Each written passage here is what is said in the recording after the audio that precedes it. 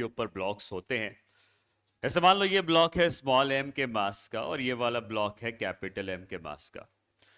तो दो जगहों पर कांटेक्ट है, दोनों जगहों पर कुछ ना कुछ नॉर्मल रिएक्शन रहा होगा और अभी ये दोनों रेस्ट पे हैं, कहीं कोई मोशन नहीं हो रहा है। तो क्या तरीका बताया था नॉर्मल रिएक्शन का, याद है क्या बताया था? किसी भी जगह का जो नॉर्मल रिएक्शन है वो पुशिंग फोर्स है और वो नॉर्मल रिएक्शन अपने ऊपर जितने लोग हैं उनके वेट को संभाल के रखता है। तो क्या ये कहा जा सकता है कि यहां का जो नॉर्मल रिएक्शन होगा वो इन दोनों के टोटल वेट के बराबर होगा? ठीक है, बताई है ये बात। और इस जगह का नॉर्मल रिएक्शन इसके वेट के बराबर। ठीक है, तो यहां पे अगर दो नॉर्मल रिएक्शंस आए हैं तो इधर से जो नॉर्मल रिएक्शन आया है वो और इधर से जो नॉर्मल रिएक्शन आया है वो, इन दोनों की वैल्यूज हमने पहले भी लिखी हैं, मैं फिर से एक बार लिख देता हूं। N1 की वैल्यू है स्मॉल एम जी और N2 की वैल्यू है, क्या हो गया, N2 की वैल्यू है small M plus capital M into G. ठीक है, N1 की वैल्यू स्मॉल एम जी और N2 की value small M plus capital m g. ठीक, ये हम लोग पहले कर चुके हैं। कहीं का भी नॉर्मल रिएक्शन उसके ऊपर के जितने ब्लॉक हैं उसके वेट के बराबर होता है। ठीक है, लेकिन अगर सेम क्वेश्चन हमको करना हो और हम इन दोनों ब्लॉक्स को लिफ्ट के अंदर रख दें और लिफ्ट को एक्सेलरेट करवा दें, ठीक है, तो यहां पर दो ब्लॉक्स हम लोग यूज कर रहे हैं और इन दोनों ब्लॉक्स को लिफ्ट के अंदर रखा गया है और लिफ्ट ऊपर एक्सेलरेट कर जाए, तो अब यहां पर नॉर्मल रिएक्शन फिर से आएंगे, लेकिन उतने नहीं आएंगे जितने पहले थे। ज्यादा आएंगे या कम आएंगे उससे? क्या लगता है, नॉर्मल रिएक्शन का मतलब सरफेस पे कितना प्रेशर है? तो अभी भी सरफेस पे कुछ प्रेशर होगा, लेकिन जब ये एक्सेलरेट करेंगे तो प्रेशर सरफेस पे बढ़ जाएगा, तो नॉर्मल रिएक्शन भी अब बढ़ जाएगा। तो आपको बताना है कि इन दोनों सरफेस के क्या क्या नॉर्मल रिएक्शन होने चाहिए। एफबीडी बना के करना चाहो एफबीडी बना के कर लो।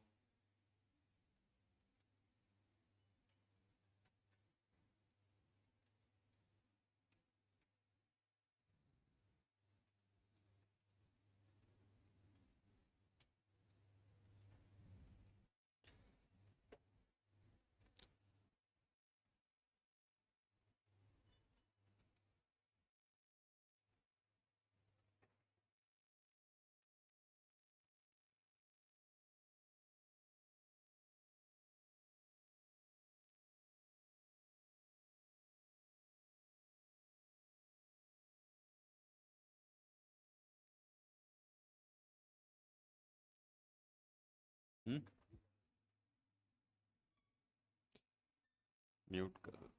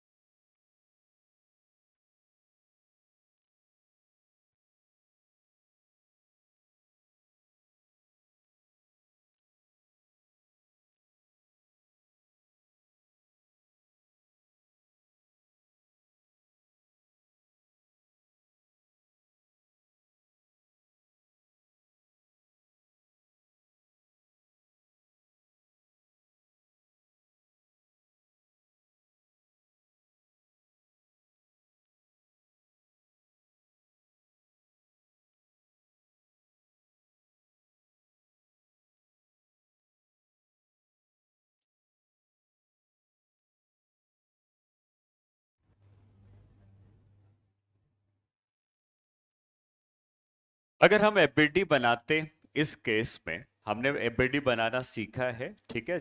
आप एफबीडी बनाने के लिए दोनों को अलग अलग वाई और एक्स एक्सिस बना के भी कर सकते हो, या आप क्या ऐसा भी सोच सकते हो कि ये दोनों ब्लॉक को इस सरफेस ने सेपरेट किया है, तो इन दोनों ब्लॉक के बीच में एक सरफेस मैंने बना दी है, ठीक है। इसके सरफेस के ऊपर एक ब्लॉक है, सरफेस के नीचे एक ब्लॉक है। नॉर्मल रिएक्शन का फोर्स एक पुशिंग फोर्स है, तो नॉर्मल रिएक्शन ने इसको पुश किया होगा N1 से, दिख रहा है, और नॉर्मल रिएक्शन ने इसको भी पुश किया होगा N1 से। यही हम लोग करते थे। ठीक है। और इस ब्लॉक के ऊपर क्या फोर्स लग रहा है? mg लग रहा होगा नीचे की तरफ, तो इसका वेट हो गया स्मॉल mg और इसका वेट हो गया कैपिटल mg। लेकिन क्योंकि नीचे वाला ब्लॉक ग्राउंड के भी कांटेक्ट में है, नीचे वाला ब्लॉक ग्राउंड के भी कांटेक्ट में है, तो ग्राउंड ने भी इसके ऊपर एक नॉर्मल रिएक्शन लगाया हुआ है N2 का। तो ग्राउंड ने इसके ऊपर एक नॉर्मल रिएक्शन लगा दिया है N2 का। ठीक है, तो सारे फोर्सेस जो लग रहे हैं हमने डायग्राम में बना लिए। छोटे वाले ब्लॉक के ऊपर, ये जो स्मॉल m का ब्लॉक है, इसके ऊपर एक फोर्स N1 लगा है, एक फोर्स mg लगा है, और नीचे वाले ब्लॉक के ऊपर N2 लगा है, N1 लगा है और कैपिटल mg लगा है। इस केस में तो वो रेस्ट पे है। ठीक है, ये वाले केस की अगर हम बात कर रहे हैं तो ये तो रेस्ट पे है, और रेस्ट पे है तो क्या फोर्स बैलेंस कर सकते हैं स्मॉल m के लिए भी और कैपिटल M के लिए भी। तो इसकी इक्वेशन क्या बन जाएगी? N1 is equal to small mg, और इसकी इक्वेशन क्या बन जाएगी? ऊपर की तरफ कितना फोर्स लगा है? N2 का, और नीचे की तरफ, तो आप जब लिखेंगे N2 is equal to N1 plus mg, और ये जो N1 निकाला है ये पुट कर देंगे, तो N2 की value small m plus capital M N2 g आ जाएगी। ठीक है, ये हमने किया है पहले, और आप डायरेक्टली आंसर लिख सकते हो, बिना एफबीडी बनाए भी आंसर लिख सकते हो कि जिस सरफेस का नॉर्मल रिएक्शन चाहिए उसके ऊपर कितना मास है, खाली उतना कंसीडर करना है। इस सरफेस के ऊपर खाली m का मास है तो यहां का नॉर्मल रिएक्शन mg है। इस सरफेस के ऊपर दोनों मास है तो नॉर्मल रिएक्शन टोटल वेट के बराबर है।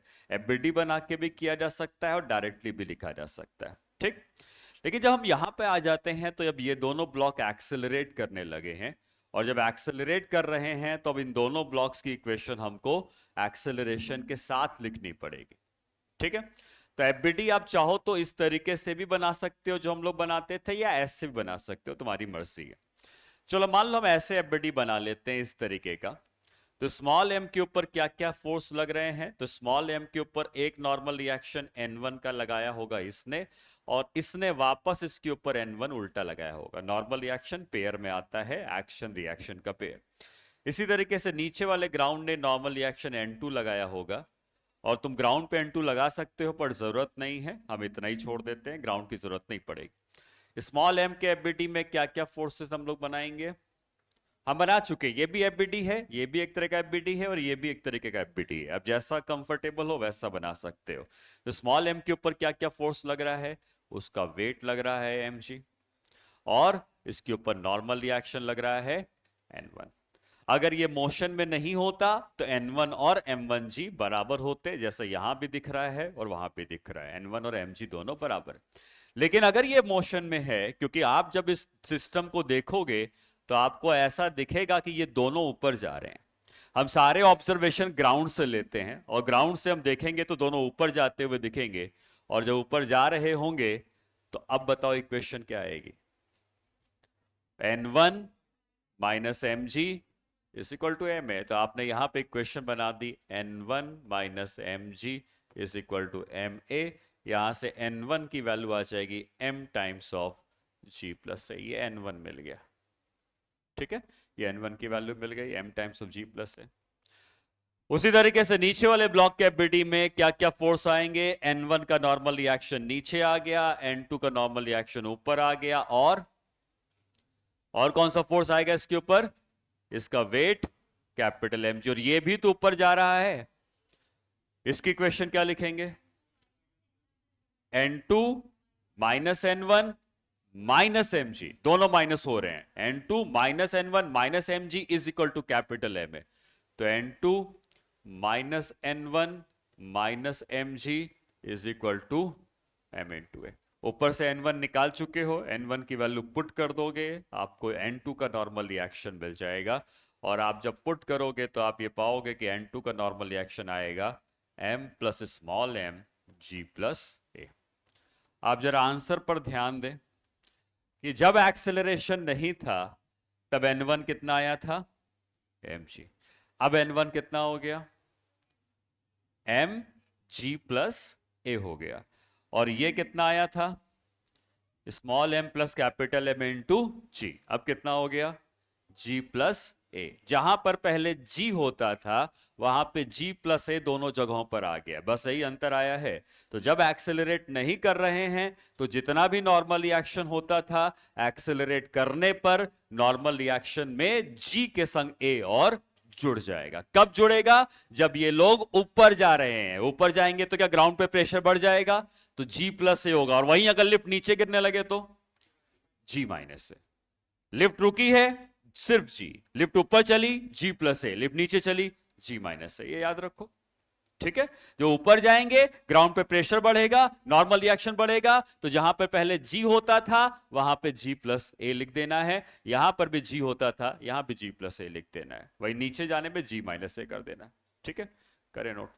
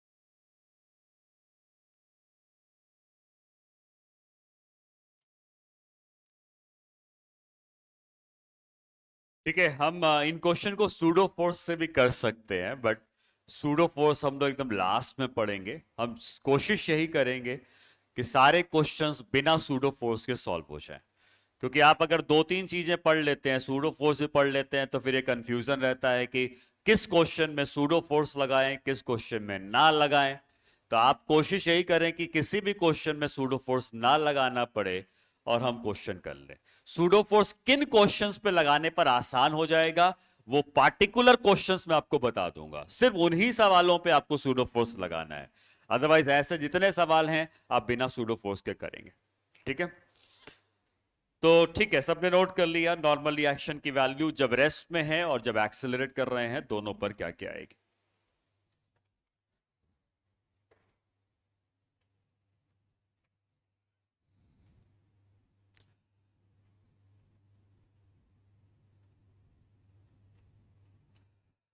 एक और बात समझते हैं कि जब किसी रस्सी को हम पुल करते हैं तो ऑब्वियसली रस्सी टाइट हो जाती है। ठीक है, रस्सी को आप खींचोगे तो रस्सी के अंदर रस्सी टाइट हो जाएगी और रस्सी में टेंशन आ जाएगी। तो मैन जब इस रस्सी को खींचता है किसी फोर्स को लगाकर, तो ये रस्सी वापस उस मैन को अपनी तरफ पुल करती है। रस्सी का काम है पुल करने का, चाहे वो मैन ही क्यों ना हो, रस्सी उस मैन को भी अपनी तरफ पुल कर रही होगी। तो मैन ने रस्सी को खींचा होगा, रस्सी ने मैन को खींचा होगा, कौन से लॉ के हिसाब से? न्यूटन का third law, for every action equal and opposite reaction. ठीक है, यहां पे एक्शन और रिएक्शन फोर्सेस कौन से टाइप के हैं? मैंने टाइप्स ऑफ फोर्सेस बताए थे, ग्रेविटेशनल, इलेक्ट्रोमैग्नेटिक, कांटेक्ट, जो भी बताए थे। इसमें एक्शन रिएक्शन फोर्सेस किस तरीके के हैं? कांटेक्ट फोर्स हैं, क्योंकि ये दोनों आपस में कांटेक्ट है। और इनफैक्ट कांटेक्ट फोर्स भी दो तरीके का हो सकता है। ठीक है, और उसमें से एक फ्रिक्शन है, तो एक्चुअली फ्रिक्शन का कांटेक्ट फोर्स यहां पे लगता है। क्यों? अगर रस्सी में फ्रिक्शन नहीं होगा तो क्या रस्सी को खींच पाओगे? रस्सी में फ्रिक्शन होना जरूरी है जिससे रस्सी को पकड़ के तुम खींच पाओ। तो यहां पर मैन और रस्सी के बीच में कांटेक्ट फोर्स है, लेकिन वो कांटेक्ट फोर्स है फ्रिक्शन का। आई बात समझ में? तो ये दोनों एक दूसरे के ऊपर फ्रिक्शन का फोर्स लगा रहे होंगे। ठीक है, कोई नहीं, कांटेक्ट फोर्स ये पता होना चाहिए। अच्छा, मैन जितने फोर्स से रस्सी को खींचेगा, रस्सी उतना ही फोर्स से मैन को खींचेगी। ठीक है, तो रस्सी तो अपनी जगह से नहीं चली क्योंकि रस्सी तो दीवार से जुड़ी हुई है, तो रस्सी को तो नहीं चलाया जा सका। लेकिन मैन को जब रस्सी ने खींचा तो ये मैन अपनी जगह से चल क्यों नहीं रहा है? किसी ने रोका है क्या मैन को चलने से? हाँ, फ्रिक्शन ने रोका है। ठीक है, तो मैन को फ्रिक्शन पीछे लग रहा होगा और मैन को आगे रस्सी ने खींचा है लेकिन फ्रिक्शन उसको रोक के रखा है। अगर मान लो ग्राउंड पे फ्रिक्शन नहीं होता, ग्राउंड पे मान लो ऑयल तेल भी होता, ठीक है, और हम कहते हैं कि अब मैन से रस्सी को खींचो, क्या वो खींच पाता? फिसल के गिर जाता। ठीक, तो फ्रिक्शन ही है जो मैन को मदद कर रहा है कि वो रस्सी को खींच पाए। ठीक है, तो ये फ्रिक्शन के कारण मैन पे फ्रिक्शन पीछे लगा होगा, रस्सी ने उसको लेफ्ट में खींचा बट फ्रिक्शन ने उसको रोक के रख लिया। ठीक है, चलो मैं अभी फिलहाल ये बताना चाहता हूं कि रस्सी के अंदर जो टेंशन का फोर्स होता है वो उतना ही होता है जितना फोर्स मैन रस्सी पे लगाता है। जितना भी फोर्स तुम रस्सी में लगाओगे उतना ही उसके अंदर टेंशन का फोर्स जनरेट हो जाता है। ठीक, अब कभी कभी क्वेश्चन में लिखा रहता है ब्रेकिंग स्ट्रेंथ। हर रस्सी कभी ना कभी तो टूट सकती है, और रस्सी कभी ना कभी अगर टूट सकती है तो ब्रेकिंग स्ट्रेंथ का मतलब है उस रस्सी के अंदर हम मैक्सिमम कितनी टेंशन दे सकते हैं जिससे रस्सी ना टूटे। ठीक है, क्योंकि जितना फोर्स आप बढ़ाते जाओगे टेंशन भी तो बढ़ती जाएगी, और फोर्स के बढ़ाने से रस्सी के टूटने के चांस भी बढ़ते जाएंगे। ठीक है, तो टी मैक्स का मतलब होता है या ब्रेकिंग स्ट्रेंथ का मतलब होता है मैक्सिमम टेंशन जो रस्सी को दी जा सकती है, maximum tension in string for which string will not break। ठीक है, इससे ज्यादा टेंशन देने से रस्सी टूट जाएगी।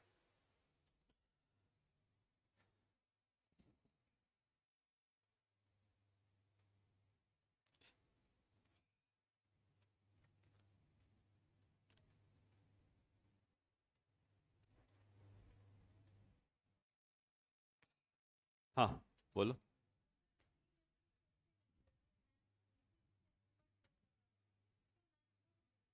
मतलब कैसे रस्सी रखी होती है?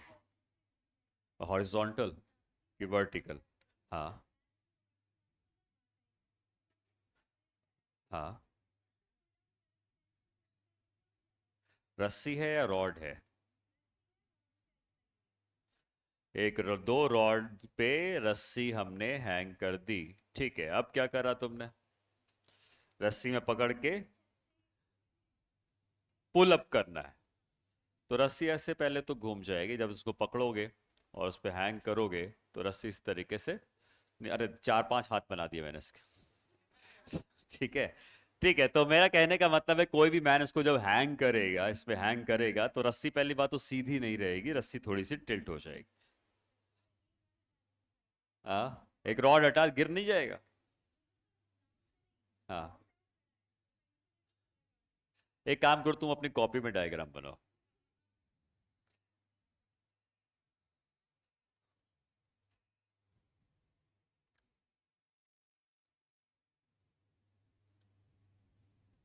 हम्म, हाँ, तो ये रस्सी तो वर्टिकल हो गई ना।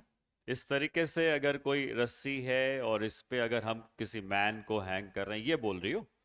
हाँ, ये केस तो हम डिस्कस करेंगे अभी, इसके बाद यही केस ही डिस्कस करना है। तो आप हेडिंग देंगे क्लाइंबिंग अप एंड डाउन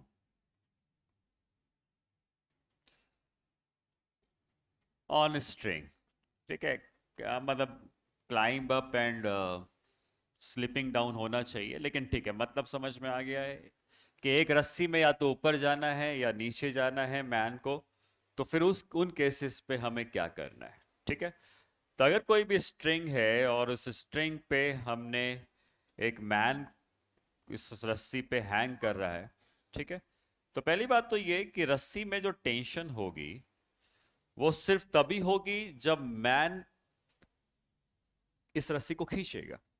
ठीक है, नीचे कोई टेंशन नहीं होगी, नीचे रस्सी लूज पड़ी रहेगी, बट लेकिन जैसे ही मैंने रस्सी को खींचा, भाई पकड़ने के लिए क्या करोगे कि रस्सी लटकी है और तुम उस रस्सी पे ना गिरो, तो रस्सी को खींचोगे तभी तो नहीं गिरोगे, ऐसे ही तो होगा। तो ये मैन इस रस्सी को पकड़ के रखा है कि ना गिर पाए, तो रस्सी को जब पकड़ के रखा है तो ऑब्वियसली रस्सी पर उसने कुछ फोर्स लगाया होगा, और जितना भी फोर्स मैन ने रस्सी पे लगाया होगा उतनी ही रस्सी में टेंशन का फोर्स आ गया होगा। यही मैंने बताया, जितना फोर्स लगाओगे उतनी टेंशन आ जाएगी। ठीक, तो हमें ये तो पता है कि मैन जितना फोर्स लगाएगा उतनी टेंशन आएगी। अगर एग्जाम में सवाल आता है कि मैन ने कितना फोर्स लगाया, हम टेंशन निकाल लेंगे, वही मैन का लगाया हुआ फोर्स होगा।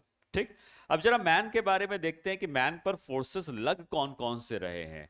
तो मैन पर फोर्सेस कौन कौन से लग रहे हैं, ध्यान देना, हम जिसके ऊपर फोर्स निकालना चाहते हैं वो सिस्टम है, और बाकी सब जो है वो सराउंडिंग है। तो हम पता लगाना चाहते हैं कि मैन पर क्या फोर्स लगे। जैसे ये बताओ, इस केस में मैन के ऊपर क्या फोर्स लगा है? फ्रिक्शन, और कोई फोर्स नहीं लगा है। टेंशन, दो फोर्स लगे हैं, फ्रिक्शन लगा है और टेंशन लगा, ये मैन पर लगे हैं फोर्स। ठीक, और हम यहां पर भी पता लगाना चाहते हैं कि मैन पर क्या क्या फोर्स लग रहे हैं। तो मैन पर क्या लग रहा होगा? एक mg लग रहा होगा, क्योंकि मैन का खुद का एक वेट होगा। और क्या लगेगा? टेंशन लगेगा, क्योंकि रस्सी ने मैन को खींचा है। ठीक है, तो मैन पर लगने वाले फोर्सेस में ये T आएगा और mg आएगा।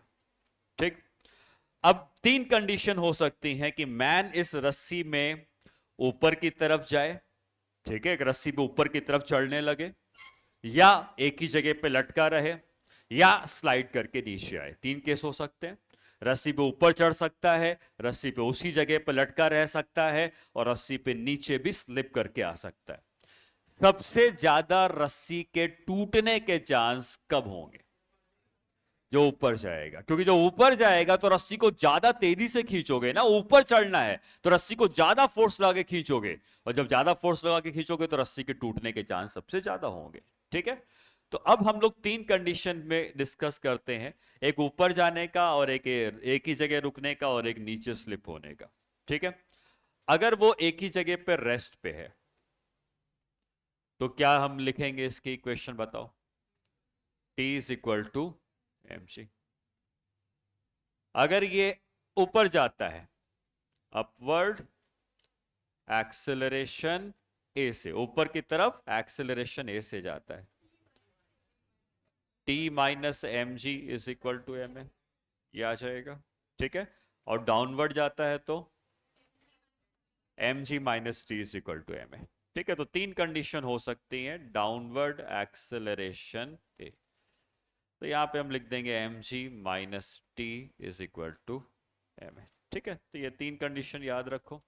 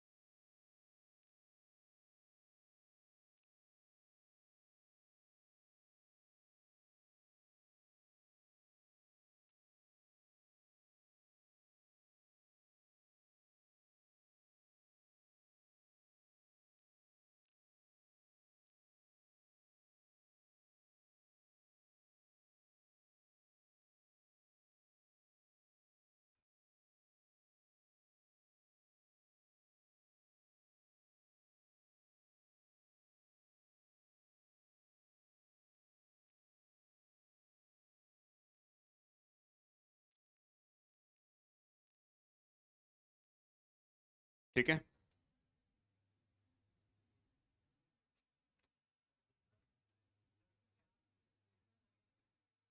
हाँ बिल्कुल।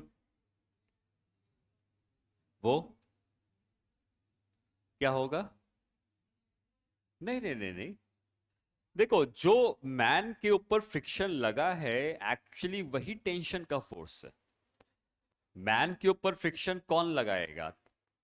रस्सी लगाएगी, और रस्सी जो फ्रिक्शन लगा रही है वही टेंशन है।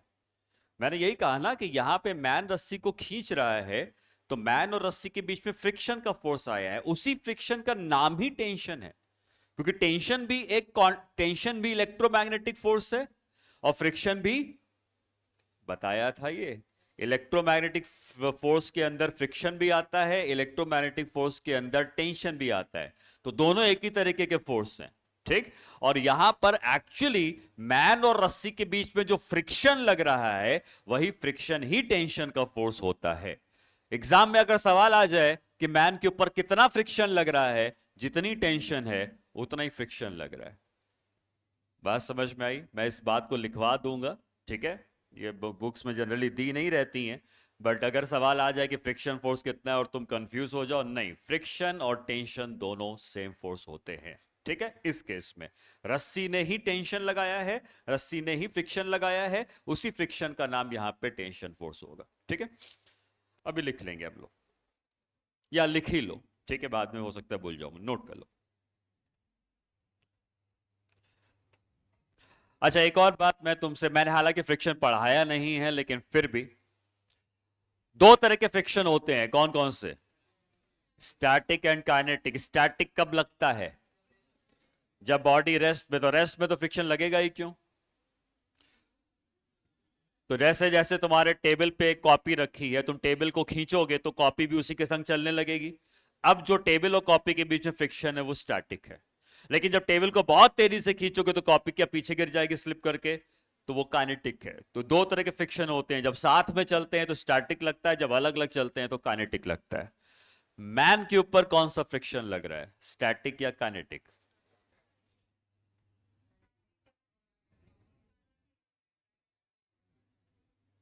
डिपेंड करता है कि मैन ऊपर जा रहा है या नीचे आ रहा है, क्योंकि जब मैन ऊपर जाएगा तो जरा उसके हाथों को देखना, उसने हाथ को यहां पकड़ा रस्सी को, फिर अपनी बॉडी को ऊपर पुल किया और हाथ को छोड़ के दूसरे हाथ को पकड़ लिया।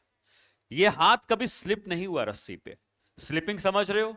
स्लिप का मतलब जैसे कॉपी तुम्हारे टेबल पे स्लिप हो रही है, तो जब स्लिप होता है तब काइनेटिक लगता है, जब स्लिप नहीं होता है तो स्टैटिक लगता है। तो मैन जब ऊपर चढ़ता है रस्सी पे तो वो स्टैटिक फ्रिक्शन लगता है, लेकिन वही मैन अगर रस्सी में स्लिप करके नीचे आने लगे, कमांडोज जब हेलीकॉप्टर से आते हैं तो रस्सी में स्लाइड करके नीचे आते हैं, तो जब स्लिप करके नीचे आते हैं तो वही फ्रिक्शन हो जाता है काइनेटिक। समझ में आई बात? तो हम जब रस्सी में ऊपर चढ़ते हैं तो फ्रिक्शन होता है स्टैटिक, रस्सी में नीचे स्लिप करके आते हैं तो फ्रिक्शन लगता है काइनेटिक, ठीक है। नोट कर लो इन बातों को। when the man when the man climbs up or down the string, when the man climbs up or down the string, the friction force is equal to the tension force. The friction force is equal to the tension force.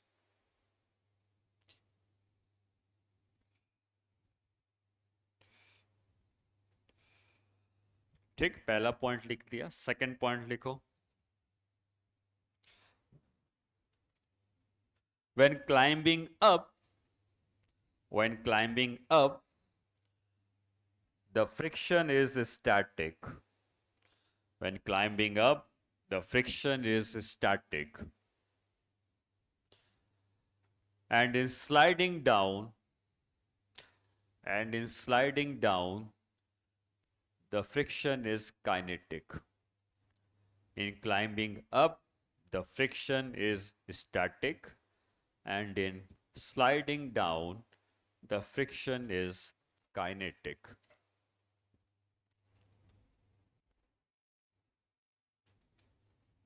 ठीक है, समझ में आया? तो ये याद रखोगे, ये जनरल पॉइंट्स हो गए। अच्छा, अब इन तीन केसेस में सबसे ज्यादा टेंशन होती है इस केस में, ठीक है, सबसे कम टेंशन होती है इस केस में, ठीक। नेक्स्ट पॉइंट लिखो। इन climbing up the tension is maximum. In climbing up the tension is maximum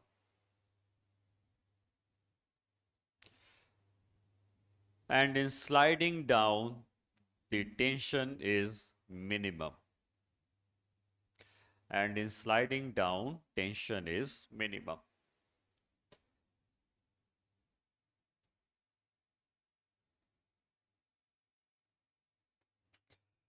question लिखते हैं.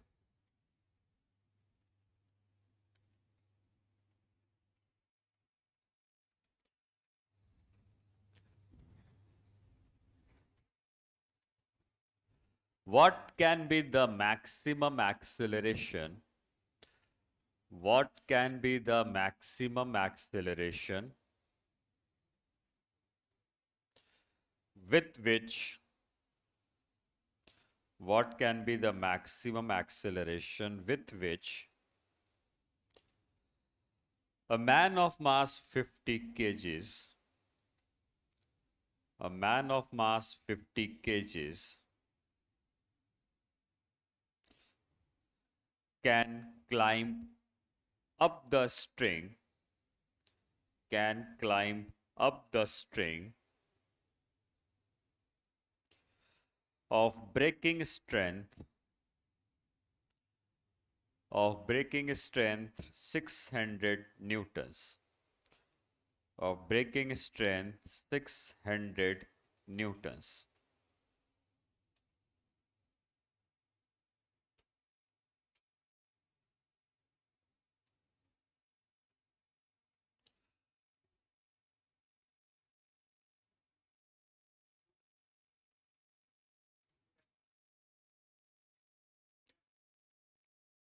ठीक है.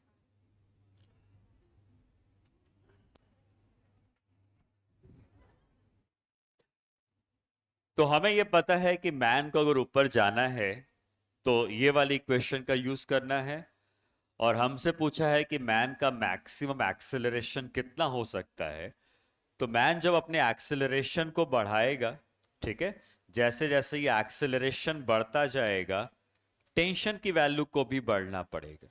ठीक है, क्योंकि अगर आप राइट हैंड साइड से ए को बढ़ाना चाहेंगे तो लेफ्ट हैंड साइड को टी को बढ़ना पड़ेगा, लेकिन टी एक लिमिट से ज्यादा हो नहीं सकता क्योंकि रस्सी एक लिमिट के बाद टूट जाएगी. तो हम कहेंगे हमको जितनी भी ब्रेकिंग स्ट्रेंथ दी है रस्सी की उसको यहां पुट करके क्या है कि मैक्सिमम वैल्यू निकाल सकते हैं. ठीक है, तो क्या इक्वेशन हमें लगानी है? हमें ऊपर जाने वाली इक्वेशन ही लगानी है, t minus m g is equal to m a. लेकिन जब हमें मैक्सिमम एक्सेलरेशन चाहिए तो टेंशन भी मैक्सिमम रस्सी में होनी चाहिए. बस मैक्सिमम टेंशन हमको दी है 600 के बराबर. मास का मैन का मास है 50, ग्रेविटी है 10, 50 इंटू ए मैक्स. यहां से ए मैक्स की वैल्यू 2 के बराबर आ जाती है. ठीक है, clear?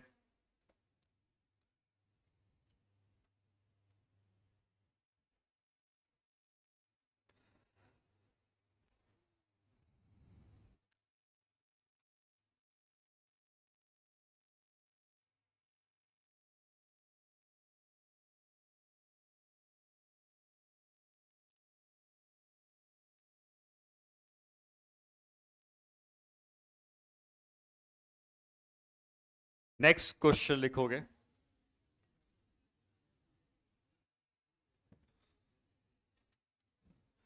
Solve the previous problem. Solve the previous problem if breaking strength is 500 newtons. Solve the previous problem if the breaking strength is 500 newtons.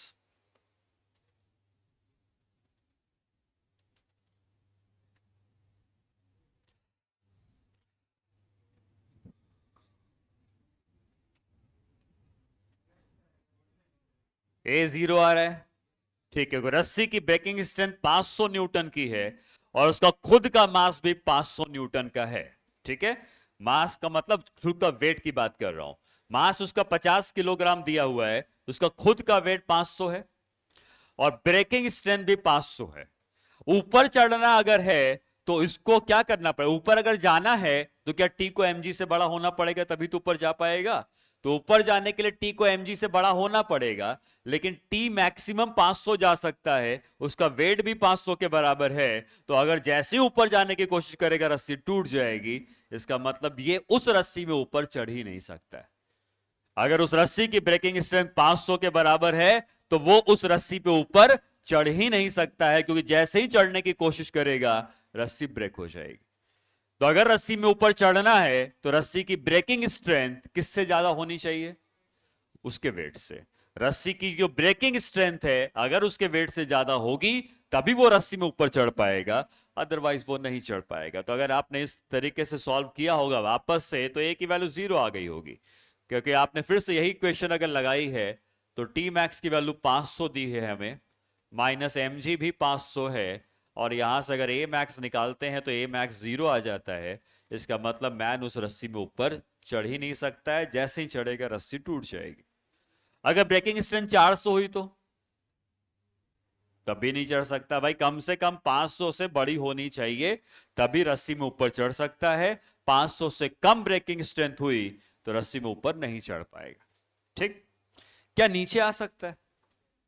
हाँ नीचे आ सकता है। खुद सोचो, मतलब कॉमन सेंस सोचो कि एक रस्सी है जिसमें हम ऊपर चढ़ेंगे तो हमें ऑब्वियसली वो रस्सी मजबूत चाहिए जिससे रस्सी ना टूटे और हम उसमें ऊपर चढ़ पाए। लेकिन रस्सी में अगर स्लिप होना है तो रस्सी अगर थोड़ी सी कम स्ट्रेंथ की भी होगी तो स्लिप करके नीचे आना आसान रहेगा रस्सी को बिना टूटे। ठीक है, नेक्स्ट क्वेश्चन लिखोगे।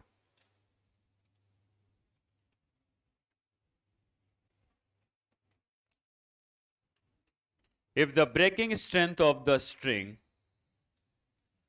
if the breaking strength of the string is 400 newtons, the breaking strength of the string is 400 newtons, then find the maximum acceleration, then find the maximum acceleration with which,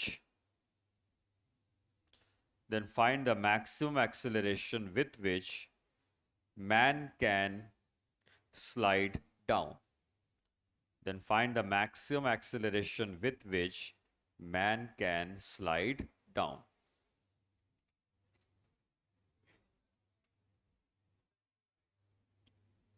ठीक है,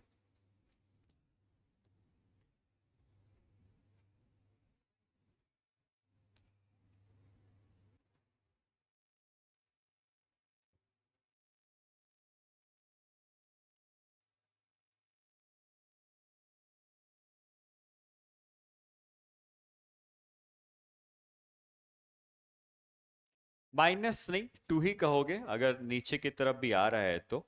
बस नीचे की तरफ आते हुए हमें इक्वेशन लगानी है, ये थर्ड वाली, m g minus t is equal to m a. ठीक है, और क्या पूछा है? Find the maximum acceleration with which man can slide down. तो सबका आंसर गलत है, 2 नहीं होगा आंसर। क्या होगा? नहीं, उस रस्सी पे मैन मैक्सिमम कितने एक्सीलरेशन से नीचे की तरफ स्लाइड करके आ सकता है? 9.8 ग्रेविटी से। रस्सी छोड़ दो, रस्सी छोड़ दो, ग्रेविटी से गिरोगे, वो मैक्सिमम एक्सीलरेशन है। मैक्सिमम पूछा है ना, मिनिमम थोड़ी ना पूछा है, मैक्सिमम पूछा है। तो रस्सी में जब नीचे आओगे तो रस्सी में नीचे आना है तो रस्सी को बिल्कुल हल्के से पकड़ लो, ऑब्वियसली ग्रेविटी से गिरने लगोगे। ये सबसे ज्यादा एक्सेलरेशन है, इससे ज्यादा एक्सेलरेशन से नीचे नहीं गिर सकते हो।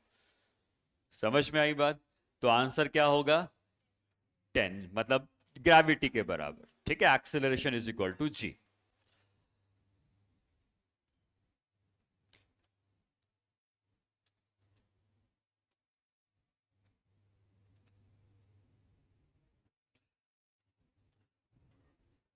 ठीक है, हाँ, लेकिन अगर ये पूछा गया होता कि फाइंड द, नेक्स्ट लिखोगे, find the minimum acceleration, find the minimum acceleration with which man can slide down. Find the minimum acceleration with which man can slide down. हाँ, तब 2 आएगा, मिनिमम पूछेगा तब 2 आएगा।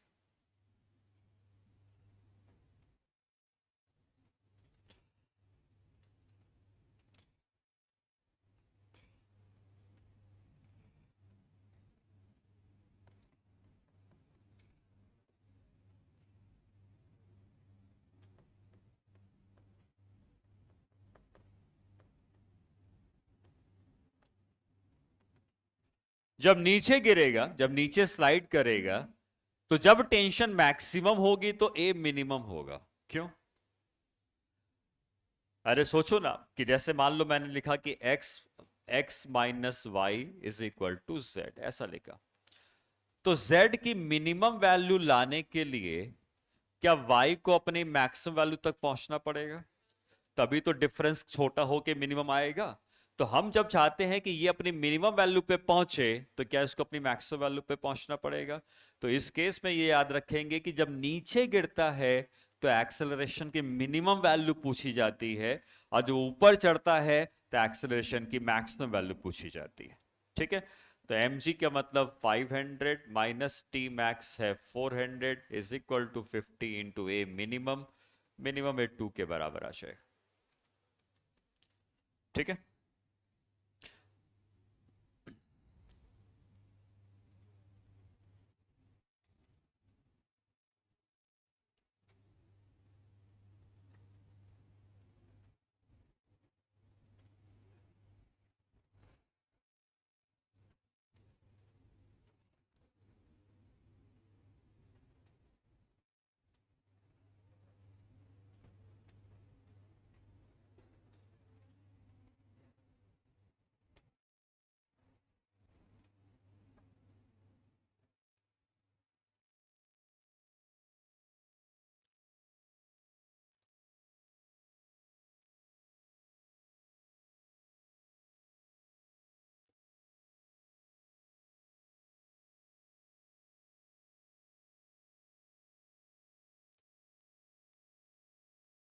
न्यूटन सेकेंड लॉ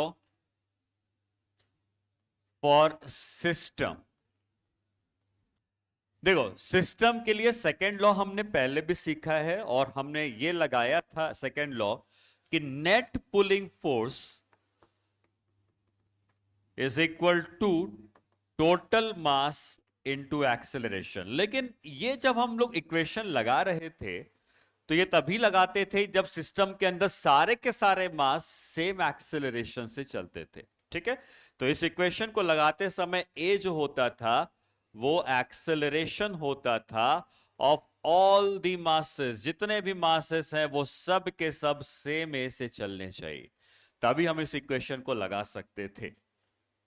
समझ में आई बात? तो जितने क्वेश्चन हमने किए हैं उसमें जब भी देखा जाए सब लोग सेम ए से चलते थे। आप देख लेना पीछे पन्ने पलट के, जितने भी क्वेश्चन हमने किए हैं उसमें जितने भी बॉडीज थी वो सब सेम ए से चलती थी, तभी हम इस इक्वेशन को लगा सकते थे।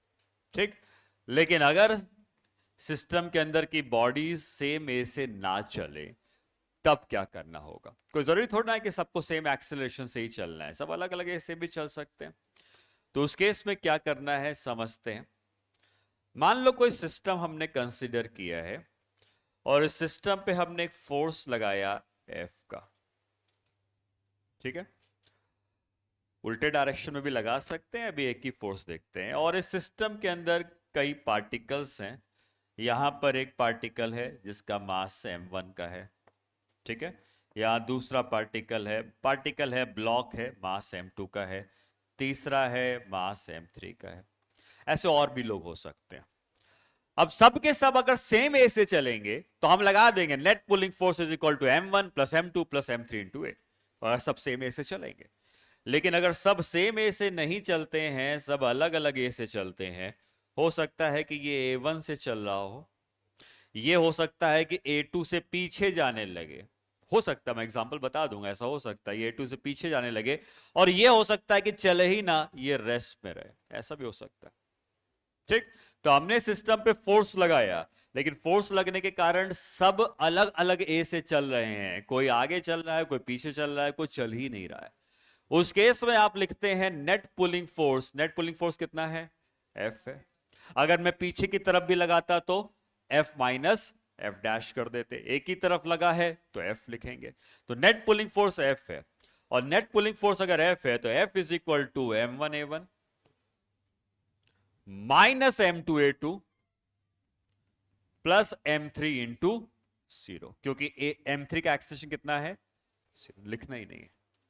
तो यहां पर अगर सब अलग अलग ए से चलेंगे, अगर सब सेम ए से चलते तो सो टोटल मास को ए से मल्टीप्लाई कर देते, लेकिन सब अगर अलग अलग ए से चलेंगे तो सबका अलग अलग लिखा जाएगा, M1 A1, M2 A2, M3 A3। लेकिन क्या ध्यान रखते हुए, हमने फोर्स लगाया है राइट में, तो जो राइट में चलेगा वो पॉजिटिव लिखेंगे और जो लेफ्ट में चलेगा उसको हमें नेगेटिव लिखना है।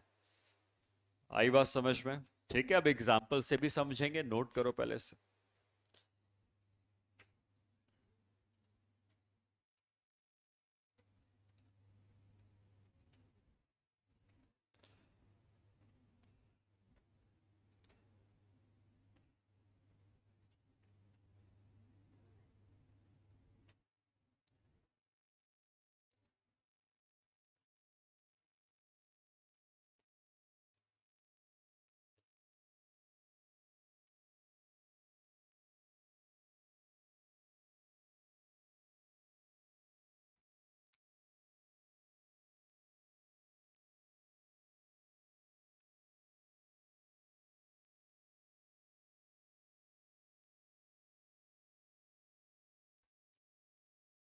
ठीक है, नोट किया।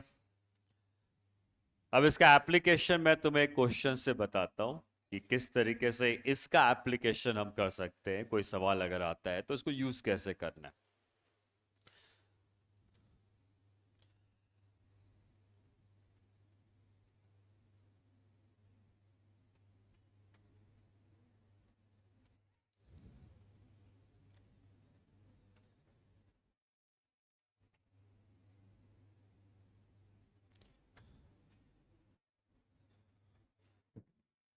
किया नोट?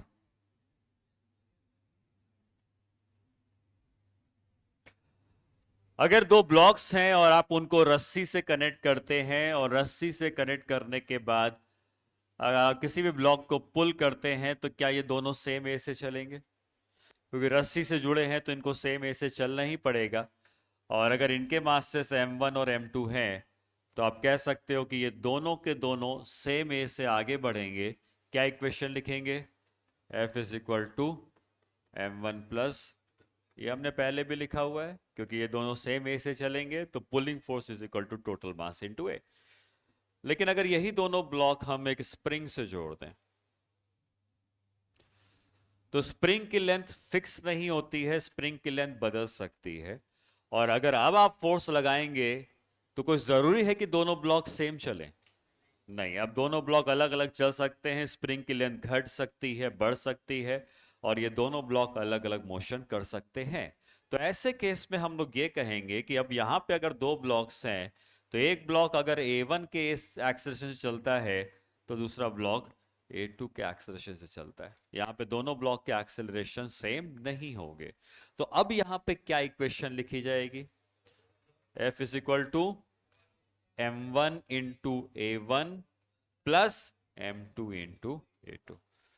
ठीक है, यहां पे हम ये नहीं कह सकते कि F is equal to total mass into A, क्योंकि दोनों के ए यहां पे तो सेम है, यहां पे अलग अलग। ठीक है, नोट करिए।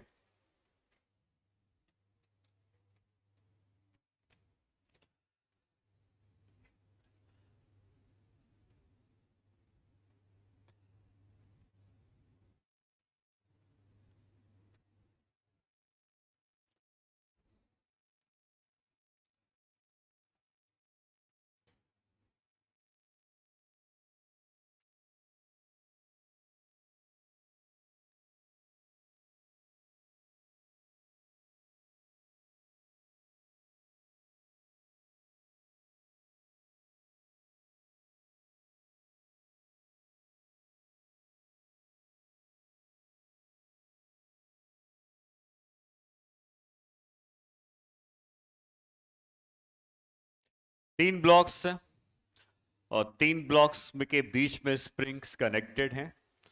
इस ब्लॉक का मास है 1 kg का, इसका मास है 2 kg, इसका मास है 3 kg, और यहां पे हमने फोर्स लगाया है मान लो 10 न्यूटन का। ठीक है, हमको ये बताया गया है कि ये वाला ब्लॉक पीछे की तरफ जा रहा है 1 के एक्सेलरेशन से, और ये वाला ब्लॉक आगे की तरफ जा रहा है 2 के एक्सेलरेशन से। इसका क्या एक्सेलरेशन होगा ये बताना।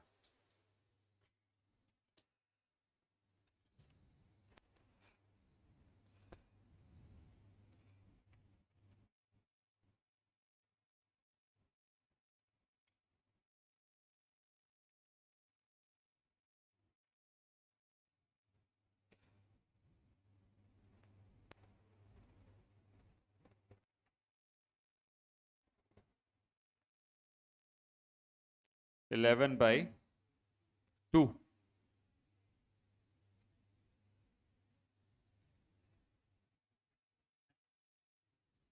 ठीक, हाँ 11/2। ठीक है, तो हमने क्या इक्वेशन लगानी है, यही लगानी है, force is equal to 10 is equal to m1a1 मतलब 1 × 2 प्लस m2a2 2 × a। मान लेते हैं राइट की तरफ, हमको नहीं पता किधर है, 2 × a राइट में मान लेते हैं, -3 × 1। माइनस क्यों किया, क्योंकि लेफ्ट में है तो नेगेटिव है, तो अब यहां से मिल जाएगा result, 10 is equal to 2 plus 2a-3, तो ये आ जाएगा 8 + 3 11, 11/2। ये आ रहा है, ये आ जाएगा। ठीक है,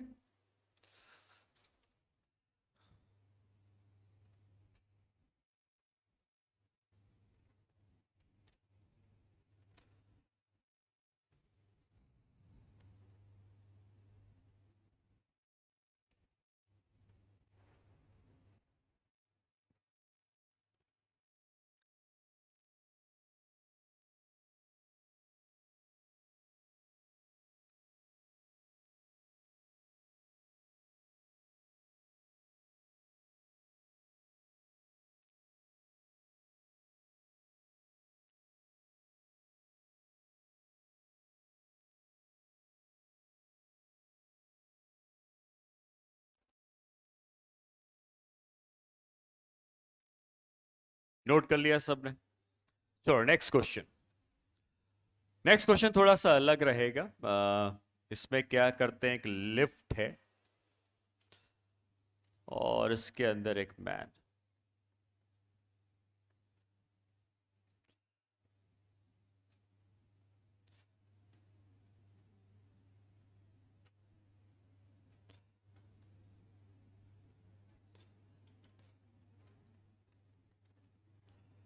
तो मैन एक लिफ्ट के अंदर है और जो रस्सी है वो अल्टीमेटली जाके लिफ्ट से कनेक्टेड है, और इस मैन इस रस्सी को पकड़ के रखता है। तो ऑब्वियसली रस्सी को पकड़ के रखेगा तो लिफ्ट भी एक जगह पर रुकी रह सकती है। ठीक है, तो हमें दिया है कि मैन का जो मास है वो 60 kg दिया है, और जो लिफ्ट का मास है वो 30 kg दिया। ठीक है, डायग्राम बनाइए, क्वेश्चन नोट करते हैं।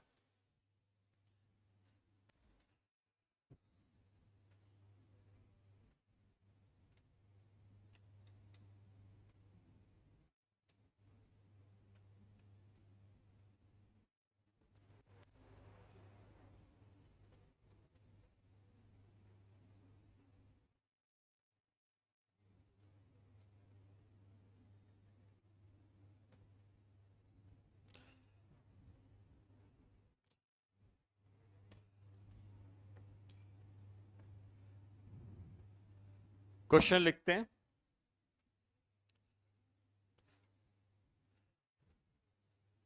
Find the force applied by the man. Find the force applied by the man on the string. Find the force applied by the man on the string so that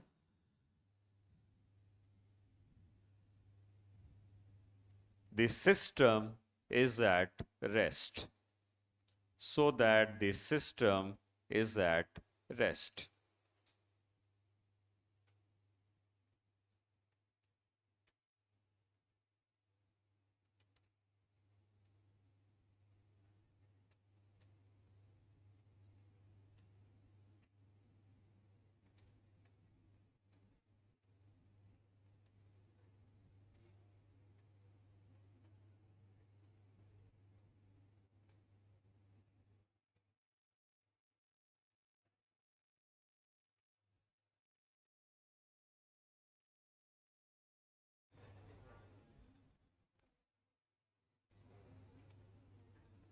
कितना? 900।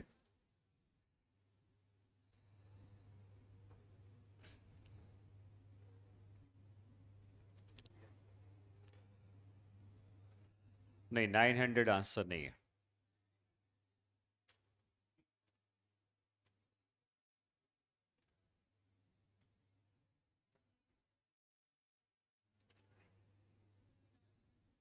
नहीं, 900 नहीं है।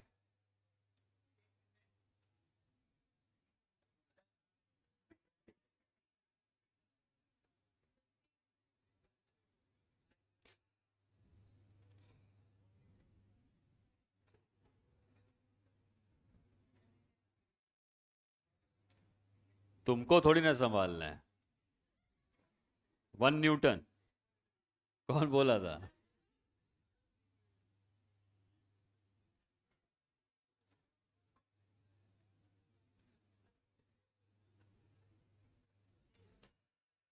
तो एक काम करो ना, तुम मैन का एफबीटी बनाओ। ठीक है, और ध्यान रखना कि मैन के ऊपर क्या क्या फोर्स लग रहे हैं, बता सकते हो? mg लगेगा, टेंशन लगेगा, नॉर्मल रिएक्शन लगेगा, क्योंकि मैन लिफ्ट के संग कांटेक्ट में है। तो तुम्हें मैन का एफबीटी बनाना है। ठीक है, बनाओ क्या क्या फोर्सेस लग रहे हैं, और लिफ्ट का भी एफबीटी बनाना है। ये दो एफबीटी अगर बना लोगे, आंसर आ जाएगा। दोनों का एफबीटी बनाओ।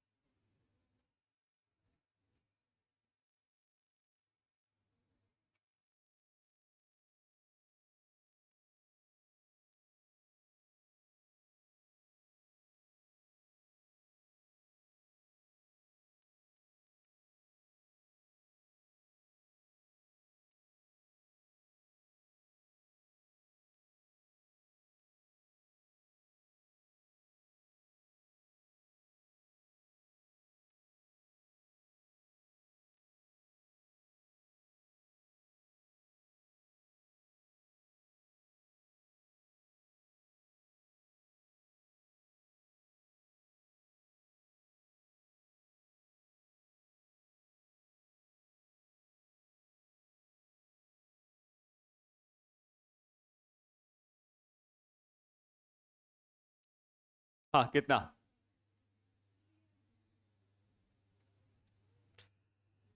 नहीं, 300 भी नहीं। किसी का आंसर नहीं आ रहा है। अच्छा, मैन के एफबीटी में क्या क्या फोर्स लगते हैं, जरा देखा जाए। मैन के एफबीटी में एक रस्सी की टेंशन का फोर्स लगेगा, क्योंकि मैन ने रस्सी को पकड़ा है। तो रस्सी हमेशा एक टेंशन का फोर्स मैन के ऊपर लगाएगी, हमने पहले भी सीखा है।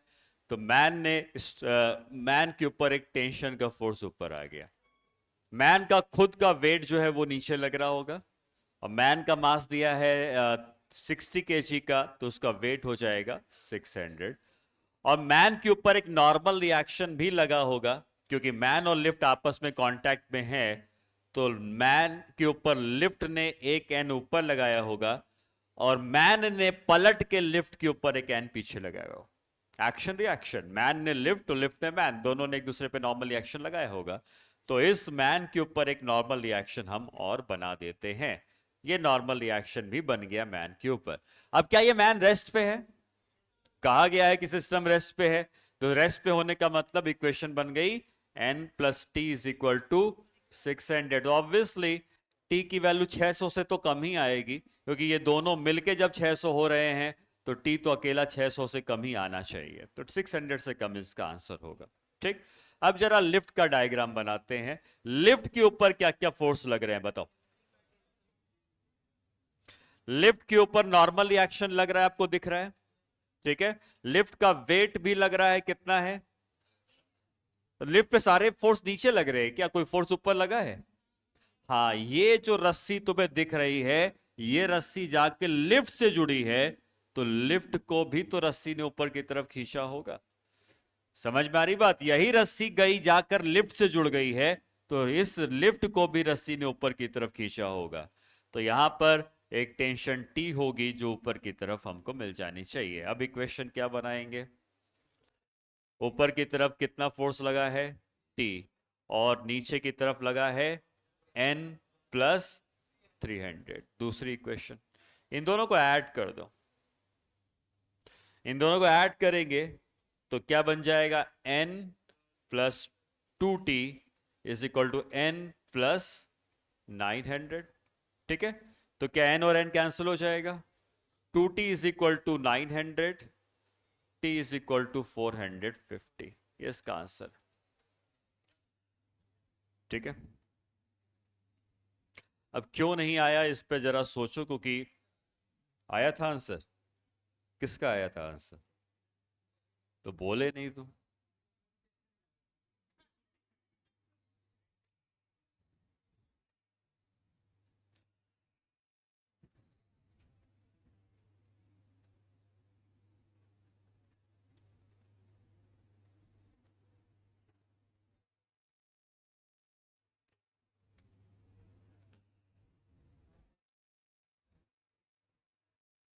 ठीक है, तो मैन का एफबीडी बनाया हमने, लिफ्ट का एफबीडी बनाया, दोनों के एफबीडी से हमने इक्वेशंस बनाई और हमने आंसर निकाला है।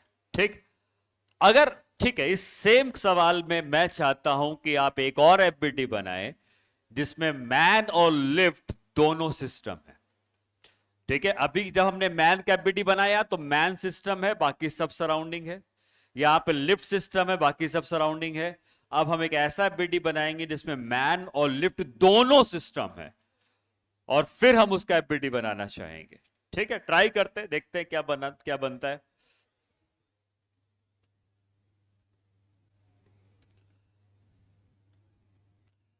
हम एफबीडी बनाना चाहते हैं मैन प्लस लिफ्ट का जो सिस्टम है, इसका एफबीडी बनाना चाहते हैं। तो जरा देखेंगे क्या क्या फोर्स लगेंगे इसके ऊपर।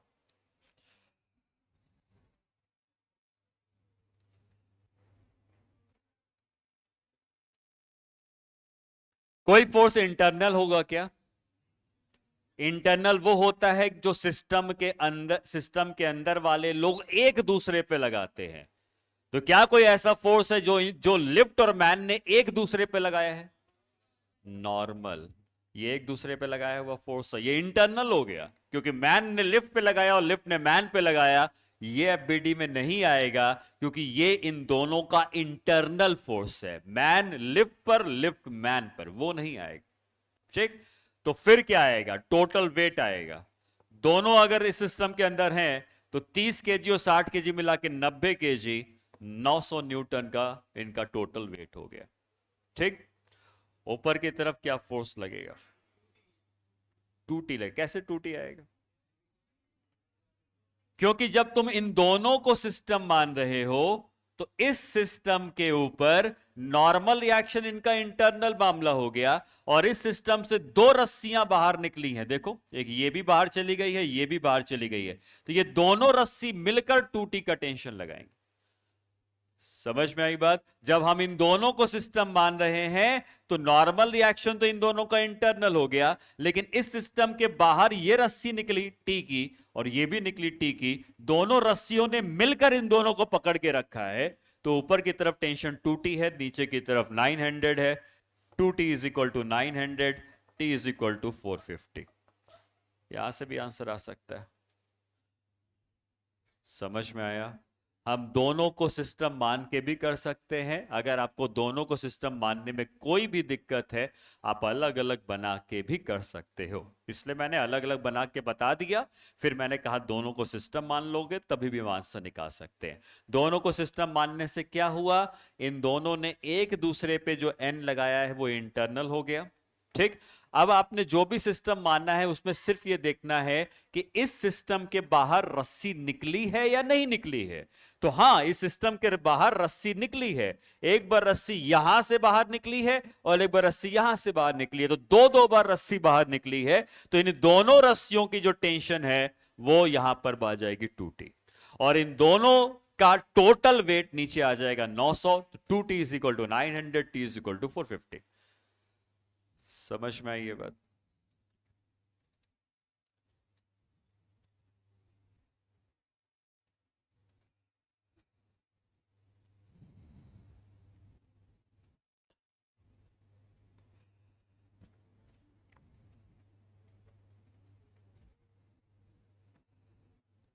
ठीक है, तो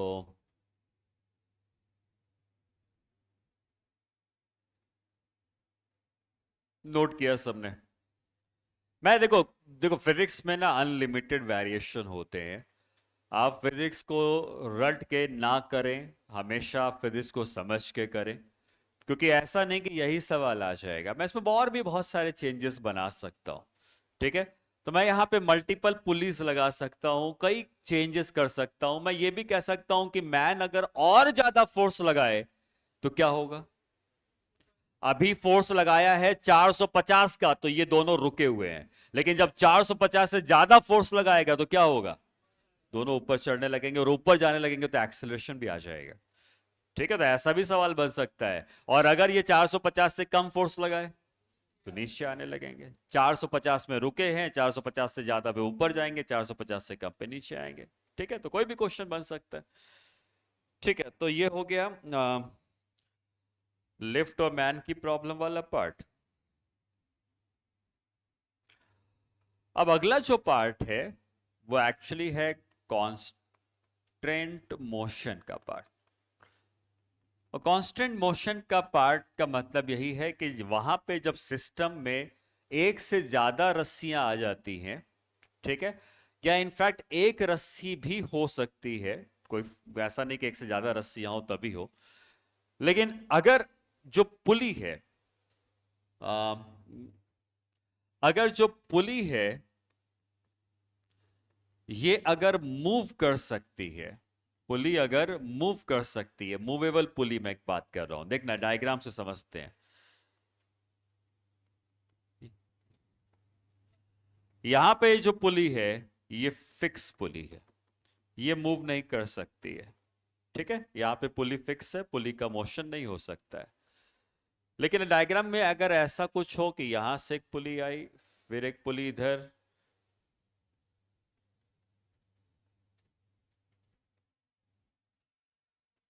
तो आपको ये जो पुली दिख रही है ये फिक्स नहीं है, ये पुली ऊपर नीचे भी जा सकती है। ठीक है, अपनी जगह पे घूम भी सकती है, और ये पुली ऊपर नीचे भी जा सकती है। तो इस पुली को हम लोग कह रहे हैं मूवेबल पुली। ठीक है, और अगर किसी क्वेश्चन में मूवेबल पुली आ जाती है तो उन सवालों में इन दोनों के एक्सेलरेशन सेम नहीं होते हैं, बल्कि दोनों के एक्सेलरेशंस अलग अलग होते हैं। ठीक, लेकिन जिस केस में मूवेबल पुली नहीं है उस केस में इन दोनों के एक्सेलरेशन सेम होते हैं। जब एक्सेलरेशन सेम होते हैं, ये सवाल हमने कर लिए। ठीक है, वो हमने डिफरेंट टाइप के क्वेश्चंस किए, और हर क्वेश्चन में हमने एक ही कॉन्सेप्ट लगाया, net pulling force is equal to total mass into A. ऐसे कई क्वेश्चंस हमने किए हैं पुली वाले।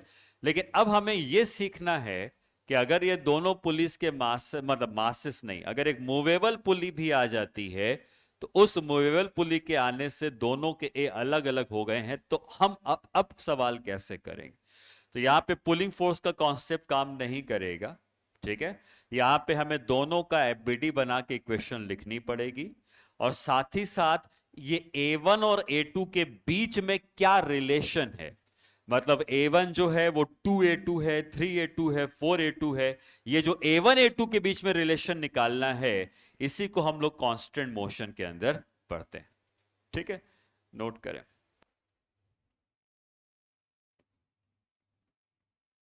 यहां पे A1 is not equal to A2 है।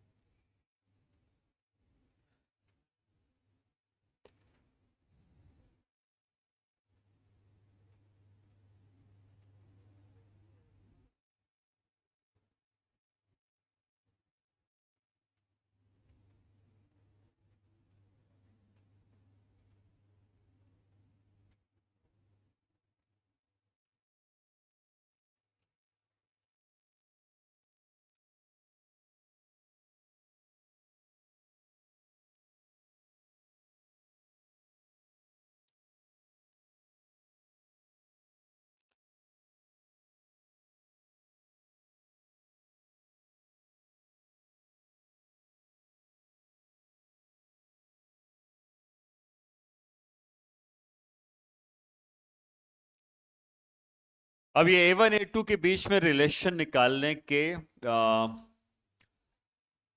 दो मेथड हम लोग सीखेंगे, ठीक है।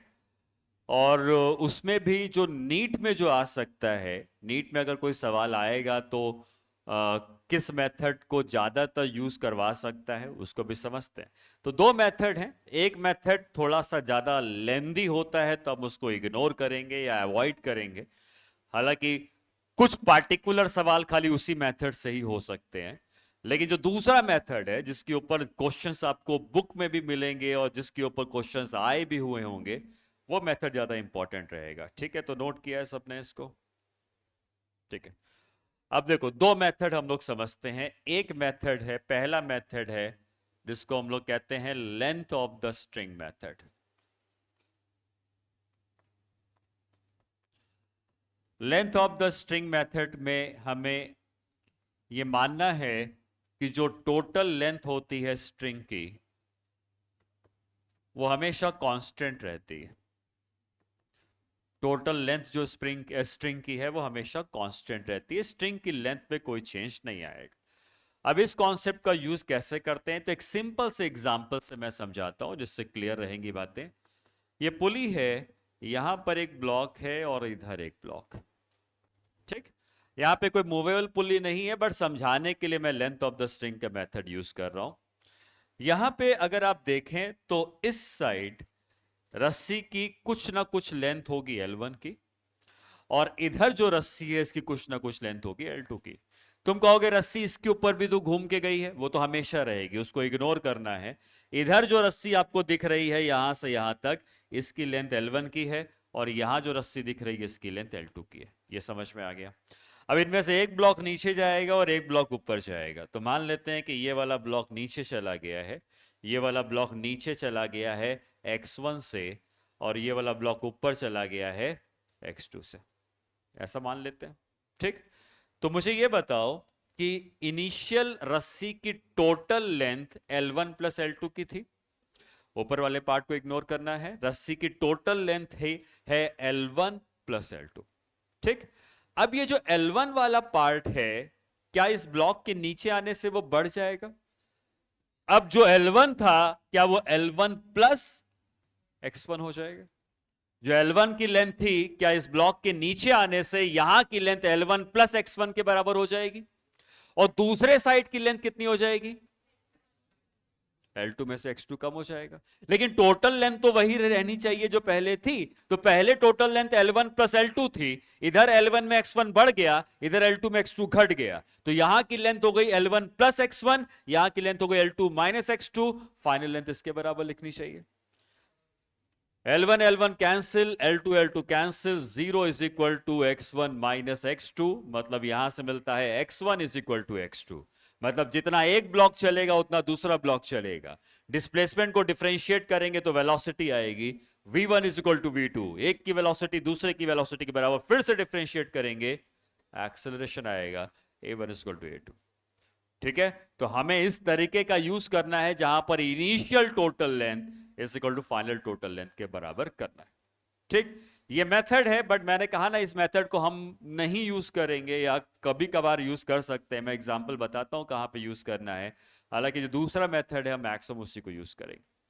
नोट कर दो इसका।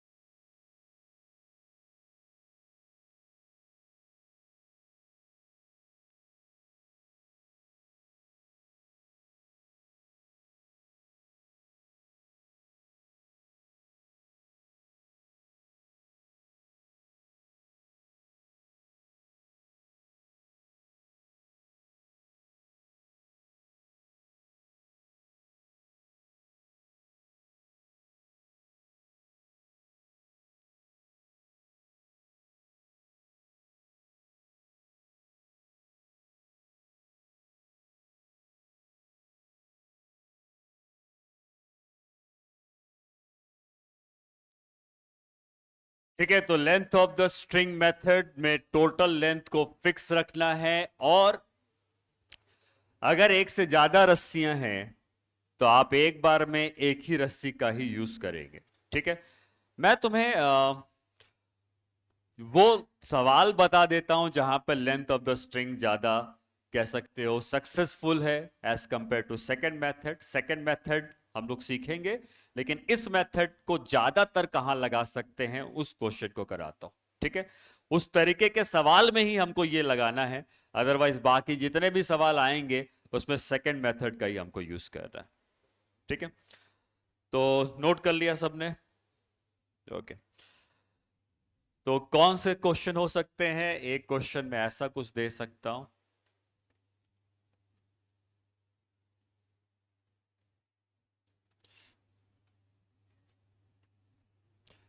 और ये क्वेश्चन मैं सिर्फ इसलिए करा रहा हूं क्योंकि ये पार्ट सिलेबस में है, लेकिन मैं फिर से कह रहा हूं कि ऐसे क्वेश्चंस नीट में आज तक आए नहीं हैं जिसमें ये मेथड लगाना पड़ा हो। लेकिन ठीक है, मेथड है सिलेबस में तो हम एक आध क्वेश्चन भी करते हैं कि अगर क्वेश्चन आ भी जाए तो हम इस मेथड का यूज कर पाए। तो यहां पे आप देख सकते हैं कि दो ब्लॉक्स हैं और एक रस्सी है जिससे कि इस तरीके का सिस्टम दिया हुआ है। अगर ये बड़ा वाला ब्लॉक हम लेफ्ट की तरफ खींचने लगे तो छोटा वाला ब्लॉक किधर जाएगा? ऊपर जाएगा। अगर बड़ा वाला ब्लॉक को लेफ्ट की तरफ खींचोगे तो क्या छोटा वाला ब्लॉक ऊपर की तरफ चढ़ने लगेगा? वहीं अगर हम इस बड़े वाले ब्लॉक को राइट की तरफ शिफ्ट कर दें तो क्या होगा? छोटा वाला ब्लॉक नीचे आएगा। तो हमें x1 x2 में रिलेशन निकालना है कि x1 और x2 एक दूसरे से कैसे रिलेटेड हैं। ठीक है, अब ये जो पुली है ये फिक्स नहीं है, देखने में फिक्स लग रही है, लेकिन क्या ये पुली आगे भी बढ़ रही है? तो ये एक मूवेबल पुली का एग्जाम्पल है। ठीक है, और यहां पर रिलेशन निकालने के लिए आपको सेम तरीका अपनाना है। आप मान लेंगे कि ये वाली लेंथ जो है वो L1 की है और ये लेंथ जो L2 की है। Initial length is equal to final length लिखो और रिलेशन निकालो।